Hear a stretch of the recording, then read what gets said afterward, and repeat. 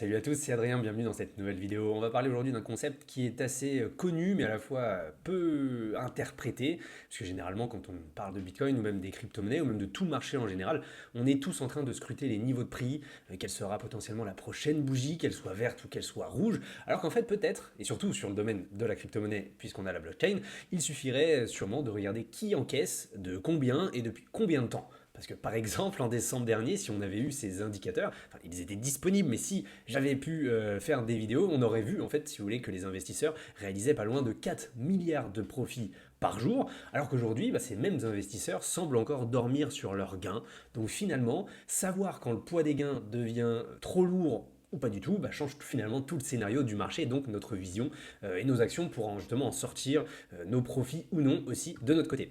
Donc merci à tous d'être dans cette vidéo aujourd'hui. Elle doit absolument régler 3 points, répondre à 3 questions. Comment l'équilibre offre-demande, si vous voulez, façonne chaque phase d'un cycle, mais aussi quels indicateurs révèlent finalement l'état de ce marché et la potentielle pression vendeuse, et enfin qu'est-ce qu'ils disent forcément aujourd'hui et comment transformer ça en action concrète, puisque l'objectif, vous le savez, ce n'est pas forcément de s'asseoir simplement sur des statistiques, des ratios ou des données, mais bien de les utiliser pour notre quotidien investisseur, puisque c'est ce aussi à quoi sert l'analyse on-chain. Et avant de s'attaquer à notre cœur de la vidéo, forcément vous le voyez depuis début mai, ça j'en parle depuis plusieurs vidéos, on est dans la même configuration classique sur BTC et les cryptos en général. On navigue entre les 100 et les 110 000 dollars. Bon, il se passe pas grand chose, mais via la vidéo de la semaine dernière, vous connaissez quand même ma vision de ce qui pourrait se passer en été. Mais pour l'instant, voilà, difficile de faire des pronostics ou même des projections, entre guillemets, assez saines, puisque dans 3 jours, on a quand même la fin de la pause des tarifs de Donald Trump, donc forcément, on peut être mangé à n'importe quelle sauce, et selon ce qu'il va décider, que ce soit un retrait total des tarifs, des accords partiels, ou même une prolongation de la pause, forcément, je pense que ça va nous faire sortir un peu de cette faible volatilité que nous avons depuis 2 mois. Mais en attendant d'avoir une vision un peu plus claire niveau macro, on peut en profiter, si vous voulez, pour parler d'un des fondements essentiels de tout marché financier et comment, au niveau on-chain, on arrive à mesurer, repérer et comprendre ça pour nous en servir en tant que décision d'investissement.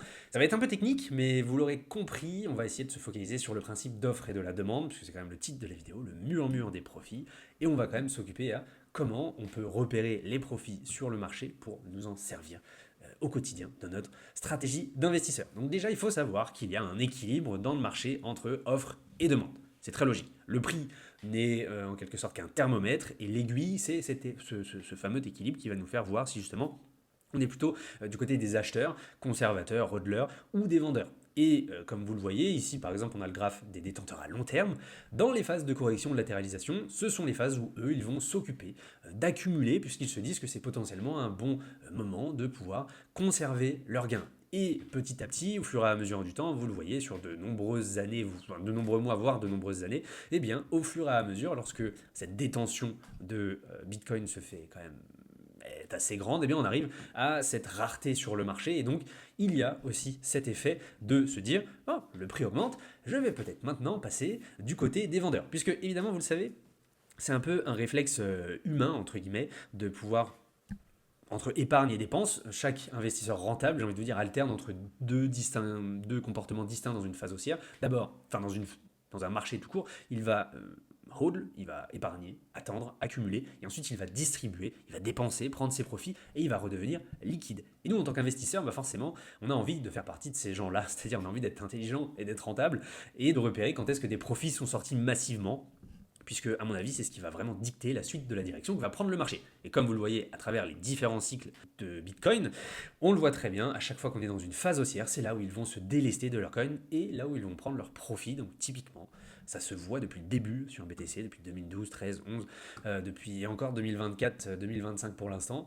On a envie de faire partie de ces gens-là. Donc, on va se poser une seule question, comment on va mesurer ces comportements? Alors, on a plein d'indicateurs qui vont vraiment montrer comment on peut prendre des profits. Mais on va commencer par 3 principes de base, qui est d'abord évidemment le realized price, donc le prix moyen d'achat d'un bitcoin. De tous les bitcoins sur la blockchain, vu que à chaque fois qu'il est déplacé pour la dernière fois, on enregistre son prix sur la blockchain, eh bien on peut mesurer quel est son prix moyen d'achat. Ici, aujourd'hui, il est autour des 48 000, 49 000 dollars. Ce qui est plutôt pas mal, c'est que, comme vous le voyez, on peut distinguer aussi les détenteurs à court terme des détenteurs à long terme. Mais pour l'instant, on va se focaliser vraiment sur le coût moyen d'achat global. Donc déjà, on peut voir s'il augmente ou s'il baisse. Donc on peut voir la demande ou pas sur le marché. Le deuxième point, c'est de faire la différence entre la market cap et la realized cap. Donc ici, la market cap, c'est la capitalisation boursière du marché, c'est le prix actuel de Bitcoin, multiplié par le nombre de Bitcoin en circulation. Ça va refléter ce que le marché pense de ce que Bitcoin vaut aujourd'hui.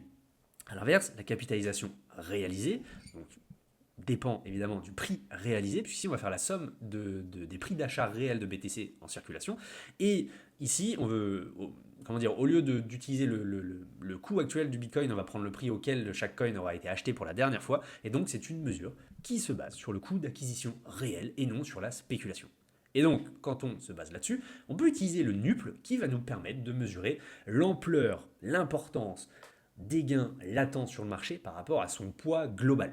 Et forcément, plus les gains sont énormes par rapport à son poids global, et plus on peut considérer, on peut déterminer des phases d'euphorie, de conviction, d'optimisme sur le marché. Et à l'inverse, évidemment, plus c'est faible par rapport au poids du marché, plus on est dans une phase où il y a beaucoup plus de pertes latentes de la part des investisseurs, ce qui se passe généralement dans les phases baissières. Donc, c'est plutôt intéressant puisque ça nous permet vraiment de mesurer quand est-ce que tout le monde est riche, presque riche, puisque ce sont des gains qui ne sont pas réalisés, ou alors quand est-ce que tout le monde est sous l'eau. Et enfin, maintenant qu'on connaît le coût moyen d'acquisition de chaque coin, globalement, l'ampleur des gains latents, on peut prendre justement, cette fois, on va parler de cash, des profits qui sont réalisés. Et ici, donc, on peut le voir envers tout ce qui est les gains qui sont sortis du marché, en rouge, toutes les pertes qui sont sorties du marché. Bon, voilà, comme vous le voyez, rien que d'un coup d'œil, à travers les cycles, on arrive à voir les grandes phases de prise de profit. Et nous, c'est ce qui va nous intéresser ici. Donc maintenant, on va pouvoir aller plus dans le détail. On va utiliser le MVRV et le SOPR, donc deux des indicateurs les plus reconnus et connus dans le monde on-chain et qui servent en conditions réelles pour vraiment prendre des décisions d'investissement en fonction, en fait, de savoir s'il y a trop de profits latents sur le marché ou trop de profits réalisés sur le marché.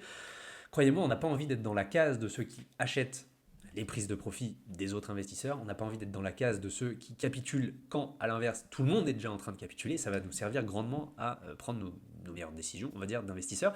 Et globalement, rappelez-vous, si vous aimez mon contenu, n'hésitez pas à vous abonner, ce sera avec grand plaisir de vous voir chaque semaine, en tout cas, vous le savez. Donc on va commencer par le MVRV. Donc là, on va utiliser un ratio. Le MVRV, déjà, ça veut dire Market Value to Realized Value, donc la valeur du marché par rapport à la valeur réalisée du marché. Donc là, on va se baser sur un Z-score pour globalement faire le point. C'est un indicateur statistique qui va servir à mesurer à quel point la donnée est éloignée de sa moyenne. D'accord ? Donc on va vraiment, si le Z-score, donc ici le MVRV, est de 0, c'est-à-dire que la valeur actuelle est pile poil sur sa moyenne globale. Si elle est par exemple de plus 2, comme c'est arrivé à travers les cycles par exemple de 2021-2017, ça veut dire que la valeur est 2 fois au-dessus de la moyenne du MVRV, donc des gains non réalisés, donc c'est-à-dire qu'on est vraiment en extrême surchauffe. Et si le score est de moins 1 par exemple, c'est que la valeur est une fois en dessous de sa moyenne. Donc là, on est plutôt dans des phases de grosses pertes latentes, comme ça arrive dans des phases de bear market. Logique, j'ai envie de vous dire, mais ça nous permet vraiment de mesurer le poids des gains ou des pertes sur le marché qui ne sont pas encore encaissés. Ça, c'est extrêmement important. Alors, à quoi ça sert en crypto ? Forcément, c'est très utile pour repérer les extrêmes de cycle au niveau des indicateurs on-chain. Forcément, un score très élevé va nous signaler, comme je l'ai dit un peu plus tôt, un marché très euphorique, proche d'un top de cycle, puisque vous le savez, le déséquilibre entre l'offre et la demande va commencer à se manifester quand même. A l'inverse, un score très très bas, en dessous de 0, va nous indiquer donc une zone de potentiel bottom, puisque BTC sera principalement sous-évalué. Ces indicateurs existent aussi pour tout ce qui est STH, LTH, donc nos détenteurs court terme, long terme, mais ici, l'objectif, c'est de voir ce qui se passe quand on a des ratios élevés. Alors comme vous le voyez, on a à travers les cycles des scores très élevés, 2.2, très bas, moins 1.9, mais sur 2023-2025, on est un peu plus mesuré. Pour l'instant, on est sur des ratios de 1.4, 0.8, 0.15, etc. Qu'est-ce que ça veut dire ? Bon, il faut savoir que on va se baser sur son histogramme pour essayer de comprendre comment ça peut nous aiguiller. Bon, la thèse est la suivante, forcément, quand trop d'investisseurs sont assis sur des gains conséquents, vous le savez, ils vont finir par probablement accroître leur pression vendeuse, comme ça a été systématiquement observé jusqu'ici. D'accord ? Donc on va utiliser l'histogramme pour comprendre, pour voir si un ratio a déjà été vu par le passé et à combien de pourcents de temps dans l'histoire du Bitcoin il a été vu. Et du coup, comment on l'utilise dans notre façon d'investir. Bon, c'est simple. Ici, par exemple, avec le ratio actuel, on est sur un ratio de MVRV de 0,8. Historiquement parlant, on a vu qu'on passait 76% du temps, du temps de Bitcoin, de trading, en dessous de ce ratio. Donc on est plus dans une phase haussière, logique, bon, j'ai envie de vous dire, on le sait, mais ça se voit là sur les graphiques, et qu'il nous reste quand même 24% de probabilité qu'on puisse aller au-dessus. Ça, c'est plutôt pas mal. Donc là, c'est vraiment mesurer combien de temps ce ratio est-il allé plus haut que celui actuel. Maintenant, si on se base sur les deux précédents tops de cycle, et comment ça aurait pu nous servir à prendre nos gains. Vous voyez, on était sur un ratio de 1.4, et historiquement parlant, il n'y a que 9% du temps que ce ratio est passé au-dessus. 9% du temps. Ça ne veut pas dire qu'on ne peut pas aller au-dessus, parce qu'on l'a vu précédemment, on a déjà eu en 2021 un ratio de 2.2, en 2017 j'en parle même pas, je crois que c'était 2.3, 2.4, mais ici, ça peut nous aider, nous aiguiller à nous dire, ok, c'est peut-être le moment, évidemment, de sécuriser mes gains. En tout cas, c'est ce que pense CryptoSapiens. Lui, il se dit, en tant qu'analyste, investisseur, il se dit, c'est peut-être le moment de se poser les bonnes questions et de se dire, oui, on peut aller au-dessus, mais ça commence à être dangereux.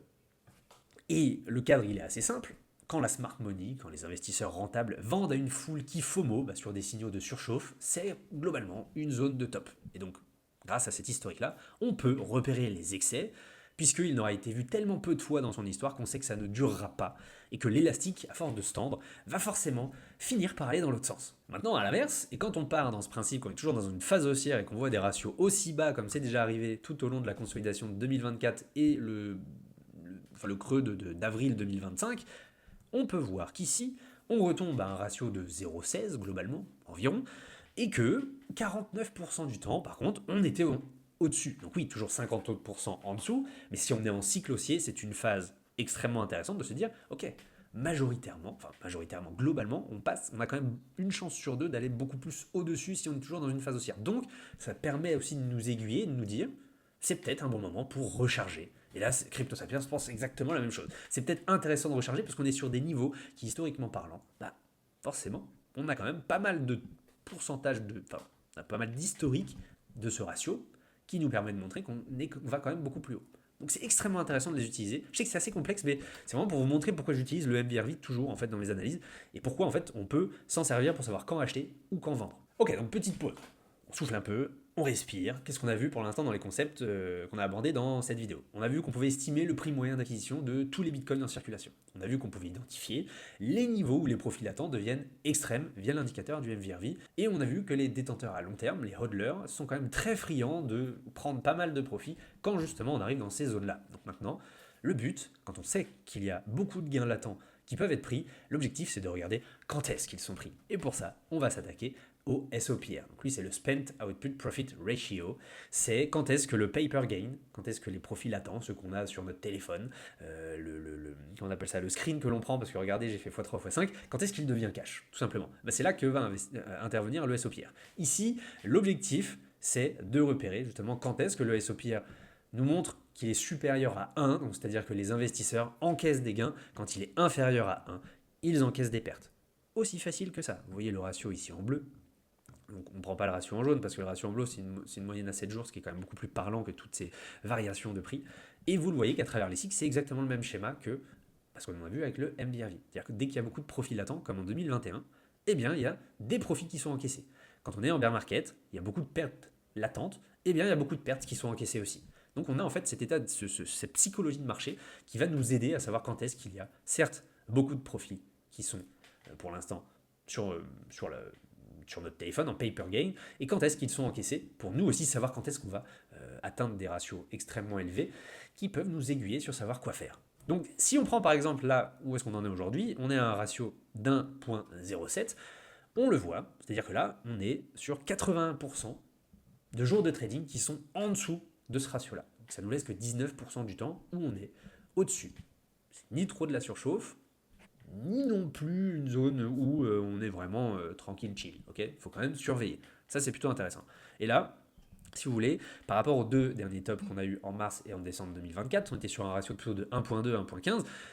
Pourquoi ça nous aurait aidé à savoir que c'était un très bon moment pour prendre ses profits nous aussi, ou au moins nous alarmer?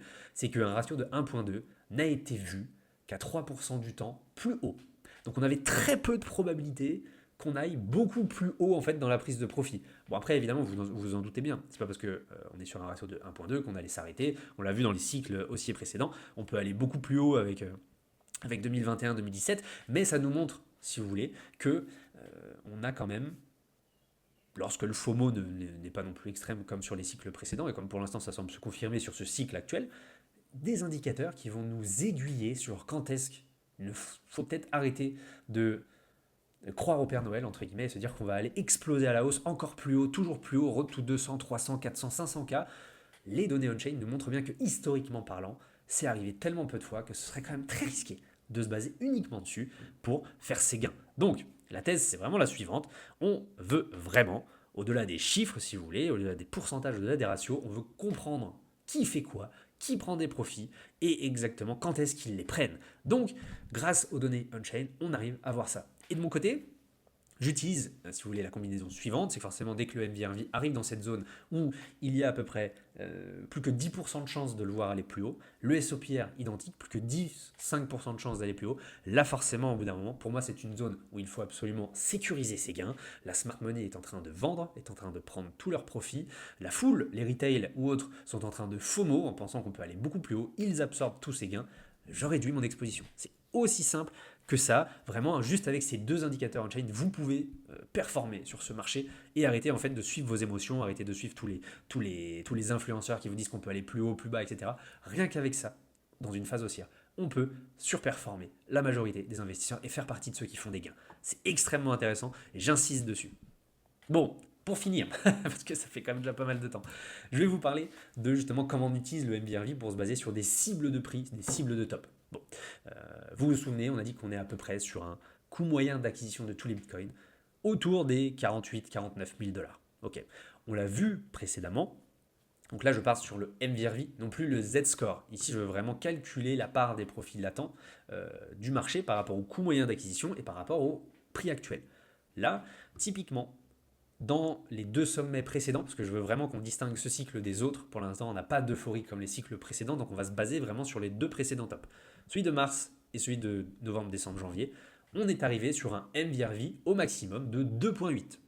2.8 par rapport au prix réalisé actuel, si jamais, parce que là on est sur un MVRV de 2.2, on est bien, sans être trop dans la surchauffe.